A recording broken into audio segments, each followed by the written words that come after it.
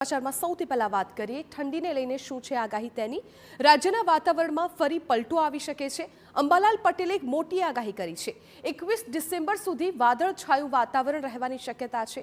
ઉત્તર ભારતમાં હિમવર્ષાની અસરને કારણે આકરી ઠંડી પડશે। જાન્યુઆરીમાં પણ હવામાનમાં આવી શકે છે પલટો। ડિસેમ્બરના અંત અને જાન્યુઆરીમાં પડશે આકરી ઠંડી। તો હવામાન નિષ્ણાંત અંબાલાલ પટેલની આગાહી છે। આગામી દિવસોમાં વાદળછાયું વાતાવરણ રહે તેવી શક્યતા છે। 21 ડિસેમ્બર સુધી આ પ્રકારનું વાતાવરણ રહી શકે છે તેવી આગાહી અંબાલાલ પટેલે કરી છે। સાથે જ ઉત્તર ભારતમાં હિમવર્ષાની પણ અસર જોવા મળશે। હજુ ઠંડી અનુભવાતી નથી।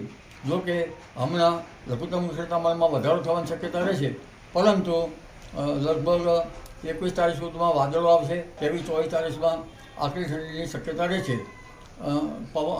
ઠંડા પવનો હાડ ધ્રુજાવશે। 27 ડિસેમ્બરની આસપાસ પણ ઠંડા પવનો હાડ ધ્રુજાવશે।